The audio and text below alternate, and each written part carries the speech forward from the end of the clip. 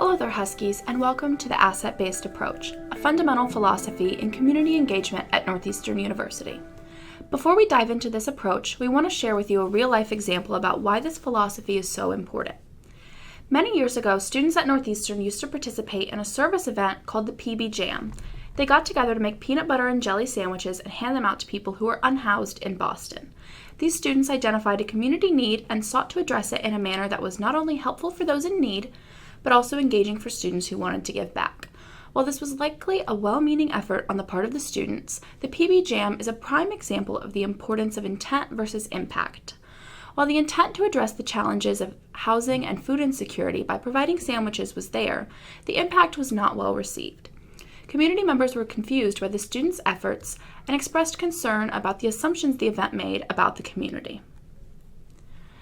Oftentimes, students volunteer with local community organizations for class credit, university hours, or to simply engage with the community that they reside in. But it's not uncommon for students to come in with assumptions about the community that they work with. They may think that the community needs saving, that their solutions are the most effective, or that the community is not already making efforts to address their needs. These assumptions are often the result of an outdated perspective on community service, which is that volunteers are coming to help and save those in need. We call this the deficit perspective. Why? Well, this perspective focuses on what the community lacks and charts gaps that need to be filled. You can also think of this as going into a community wearing a cape, acting like a superhero coming to save the community. The PB Jam is an excellent example of working from a deficit perspective to address the challenges of housing and food insecurity. The solution emphasized failure and helplessness and created a sense of dependency on outside help. They had incorrectly assumed that there were no efforts being made on the community's part to address the issue and wanted to insert their own solutions without consulting anyone first. While understanding and recognizing deficits is important, assumptions that the populations we are serving have nothing and that anything we do will help is not the perspective we want to use. It does not leave room for community voices to be heard. When attempting to help address a community need, it is important to first research some local organizations that are already working to address it themselves. This can help you learn about how issues are already being addressed by the local community members and how to best organize your volunteer efforts to support these organizations instead. This alternative approach to the deficit-based perspective is called the asset-based approach. The concept of the asset-based approach focuses on highlighting existing strengths or assets.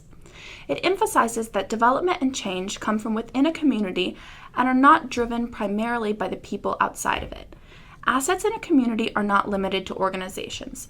They include community leaders and activists, public parks and other green spaces, religious institutions, and community centers, and so much more. Each of these assets can be used as tools by the local community to help support efforts to address their needs, so it is important to identify these assets where they are present. By adopting this approach to service, we are attempting to shift away from outdated narratives about service and focus on how we can support and uplift the incredible work that is already being done.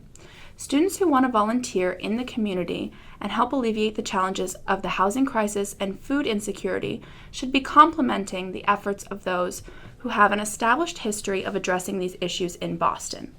For example, organizations such as Community Servings, Rosie's Place, and Pine Street Inn. Rather than assuming you know best, it is best to defer to the expertise of the members of that community. Many college students are brand new to the communities that their schools reside in and want to get involved so they can become active members of those communities. They may feel called to a particular issue or service project that they have previously worked on in their hometown and want to continue that work in college. While it is great that so many students want to practice being good neighbors during their time at university, recognizing that they are new to the area and do not have as deep an understanding of the assets and needs of these communities is essential. It is important to remember that the assets and needs of each community are unique. Participating in community-oriented work in their hometown or elsewhere does not qualify someone to determine how that work should be done in other communities. Even if communities have similar needs, the way that they address them may differ, so it is necessary to keep in mind that community members are the experts in their homes. In adopting an asset-based approach to service, you can imagine changing out your cape for a jersey. Rather than going in with assumptions about saving the community, reframing your mindset using the asset-based approach allows you to become an active member of the team that is already working to solve community issues. As you start your service, keep aware and try to identify these assets. You should try your best to consciously reflect on how your strengths can best complement them.